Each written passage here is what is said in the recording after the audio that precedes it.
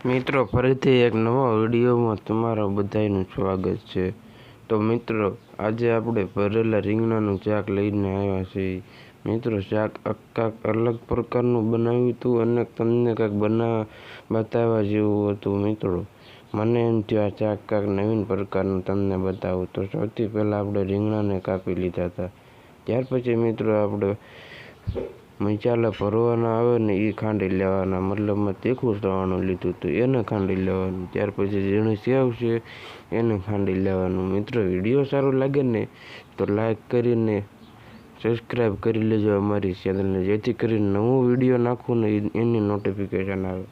મિત્રો આ બધા મસાલા કમ્પ્લીટ કપાઈ ગયા હતા, તો હવે આપણે આનો મસાલો બનાવવાનો છે। તો સૌથી પહેલાં ખાંડેલું સવાણું લીધું, ત્યાર પછી ખાંડેલા શેંગદાણા નખાઈ ગયા અને ઝીણી સેવ નખાઈ ગઈ, અને ત્યાર પછી મીઠું, હળદર, ધાણા જીરું પાવડર અને ગરમ મસાલો પાવડર અને ખાંડેલી લસણવાળું ચટણી નખાઈ ગઈ। બધું મિક્સ કરીને ઉપરથી થોડું એવું તેલ નાખી દેવાનું। ત્યાર પછી આપણે હાઈ ક્લાસ હલાવીને પાછું ઉપરથી થોડાક ખાંડના દાણા, મતલબમાં મોરસના દાણા નાખીને થોડો લીંબુનો રસ નાખી દેવાનો। ત્યાર પછી આવી રીતના રીંગણાને હાઈ ક્લાસ ભરી લેવાના। તમે જોઈ શકો છો રીંગણા ફાટે નહીં ને એ રીતના ભરજો, જો કાંઈ ન ઘટાય એવા ભર્યા છે। ત્યાર પછી આનો વઘાર કરવાનો છે। તમે જોઈ શકો છો સૌથી પહેલાં આપણે કુકરમાં જ વઘાર કરીશું, જેથી કરીને બફાય હારા અને ચડે હારા।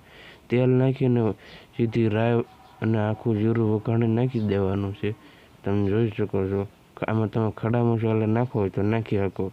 ત્યાર પછી આને હાઈ ક્લાસ મિક્સ કરવાનું। મિત્રો ખાસ કરીને તમને એક વાત કહી દઉં, રીંગણા જરાક ચડી જાય ને ત્યાર પછી જ ટમેટા નાખવાના અને ચમચે કરીને નહીં હલાવવાના।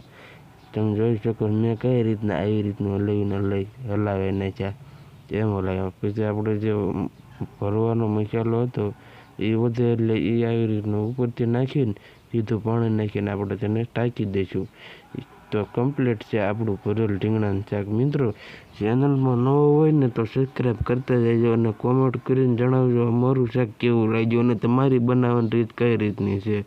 તો મિત્રો ચેનલ સબસ્ક્રાઈબ કરવાની યાદ કરજો, જેથી કરીને મને વિડીયો બનાવવાની મજા આવે ને આગળના વિડીયો શેના ઉપર બનાવવું એનું કાંઈક મને મોટિવેશન મળે।